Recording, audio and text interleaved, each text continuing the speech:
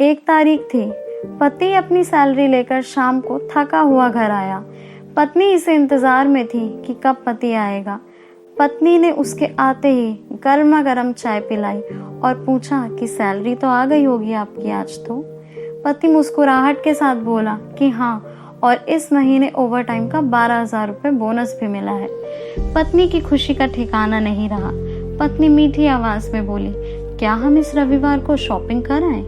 तो पति बोला, ठीक है, लेकिन सिर्फ एक शर्त पर कि यदि तुम हफ्ते में कम से कम एक बार मेरी माँ से फोन पर उनका हाल पूछोगी तो। पत्नी ने दबी आवाज में हाँ कर दी। पति सिर्फ यह चाहता था कि उसकी माँ और उसकी पत्नी के बीच जो भी अनबन है वह दूर हो जाए। ठीक 2 मिनट बाद पति के मोबाइल पर माँ का फोन आया। उधर से माँ बोली, कैसे हो बेटा? बेटा बोला, माँ मैं ठीक हूँ। माँ ने सबका हाल चाल पूछा तो पत्नी उधर मुंह बनाकर मन ही मन सोच रही थी कि 1 तारीख है, अभी सैलरी आई है, इसीलिए फोन करके पैसे मंगवाना चाहती है, लेकिन मैं 1 पैसा नहीं देने दूंगी इस बार तो। उधर माँ बोली, बेटा थोड़ी मदद चाहिए। तो बेटा बोला, बोलिए माँ, क्या हुआ माँ? बोली, बेटा इस महीने 5,000 रुपये मिल सकते हैं क्या? पति हर काम अपनी पत्नी से पूछ कर करता था। उसने यह बात भी अपनी पत्नी से पूछी तो पत्नी बोली कि बोल दो कि अभी सैलरी नहीं आई है। बेटे ने माँ से यही कहा कि माँ सैलरी आने में टाइम है अभी। माँ बोली, बेटा कैसे भी करके भिजवा दो प्लीज़, हॉस्पिटल में इलाज के लिए चाहिए। पति ने यह बात अपनी पत्नी से दोहराई। पत्नी बोली कि बोल दो कि सरकारी अस्पताल में इलाज करवा लें। पति ने माँ को यही सलाह दी तो माँ बोली, बेटा उधर इलाज सही से नहीं होता और वह ध्यान भी नहीं रखते हैं। इस बार तो पत्नी को गुस्सा आ गया और वह अपनी पति से बोली कि बोल दो उन्हें कि हमारे सर पर पहले ही इतना बोझ है और अब इससे ज़्यादा हम सह नहीं पाएंगे, इसलिए सरकारी अस्पताल में ही इलाज करवाओ।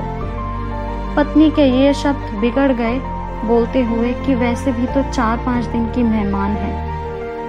पति इस बार बोला कि ऐसे तो मत बोलो माँ के बारे में। इस बार पति को थोड़ा गुस्सा आ गया, लेकिन मन को शांत करते हुए माँ से बोला, माँ इस महीने नहीं हो पाएगा, इसलिए सरकारी अस्पताल में ही करवा लीजिए आप इलाज। माँ उधर से भीख मांगने लगी कि बेटा प्लीज़ 2,000 रुपये तो दे दो।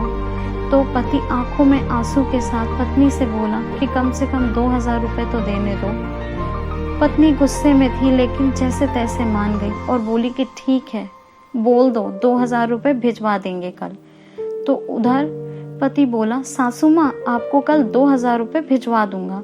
पति के मुंह से यह सुनकर माँ की जगह सासू माँ, पत्नी को चक्कर आने लग गए, जुबान लड़खड़ाने लगी, पसीना छूट गया और पति से पूछा कि क्या यह मेरी माँ है?